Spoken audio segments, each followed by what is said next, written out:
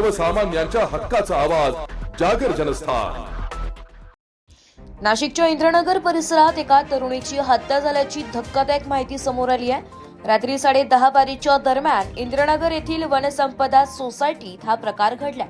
प्रेम प्रकरणातून हा खून झाल्याची प्राथमिक माहिती पोलिसांनी दिली आहे। नाशिक शहरातील इंद्रनगर परिसरातील जलसंपदा सोसायटी येथे ही घटना घडली असून पोलिसांच्या माहितीनुसार प्रेम प्रकरणातून या तरुणीचा खून करण्यात आलाय।